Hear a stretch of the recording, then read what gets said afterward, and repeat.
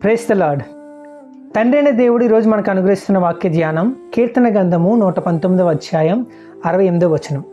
నీవు దయాళుడివై మేలు చేయుచున్నావు, నీ కట్టడలను నాకు బోధింపుము. దావీదు భక్తుని జీవితంలో మనం చూసినట్లయితే ఆయన బాధలో ఉన్నప్పుడు, నెమ్మది లేనప్పుడు, మరణకరమైన పరిస్థితిలో ఉన్నప్పుడు దేవునికి మొరపెడుతూ ఉన్నాడు. దేవుని యొక్క వాక్యం ధ్యానిస్తూ ఉన్నాడు.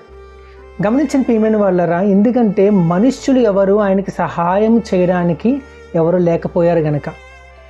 ఎప్పుడైతే మనం దేవుని మీద ఆధారపడతామో, దేవుడు అంటండి దయాళుడై ఉన్నాడు.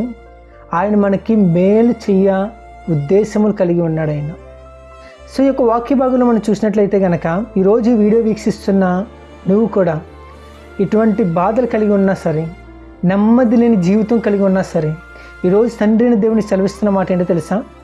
ఆ రోజు ఆ ఒక్క దినాల్లో ఎటువంటి పరిస్థితులు అనేవి లేనప్పుడు తండ్రి అయిన దేవుడు దావీదుని నడిపించాడు. ఈరోజు నీ జీవితంలో కూడా నేను నడిపించడానికి ఆయన సిద్ధంగా ఉన్నాడు. దేవుని యొక్క మాట మనం ఏ విధంగా వినాలంటే కనుక, దేవుని యొక్క వాక్యాన్ని ఎప్పుడైతే మనం ధ్యానిస్తామో అప్పుడు దేవుని గురించి మనం ఇంకా లోతుగా తెలుసుకునే అవకాశం అనేది మనకు ఉంటుంది. కనుక మనకు బాధలు కలిగేటప్పుడు, నెమ్మది లేని జీవితంలో మనం ఉన్నప్పుడు దేవుని మీద ఆధారపడాలి, దేవుని మీద విశ్వాసం ఉంచాలి. ఎందుకంటే దేవుడు ఆయన యొక్క వాక్యం ద్వారా మనం దర్శిస్తాడు. కనుక ఆయన వాక్యాన్ని మనం చదివే వారంగా ఉండాలి. మన జీవితంలో కూడా ఎన్నో బాధలు, శ్రమలు, నెమ్మది లేని పరిస్థితిలో ఉన్నప్పుడు మనం మనుషుల వైపు చూస్తాం. కానీ దావీదు భక్తుని వలె మనం దేవుని వైపు చూడాలంటండి. ఎప్పుడైతే మనం వాక్యాన్ని ధ్యానిస్తామో ఆయన వాక్యం ద్వారా మనం దర్శిస్తాడు. అటువంటి కృప తండ్రి అయిన దేవుడు మనకందరికీ కలుగజేసి నడిపించునుగాక. ఆమేన్, ఆమేన్, ఆమేన్.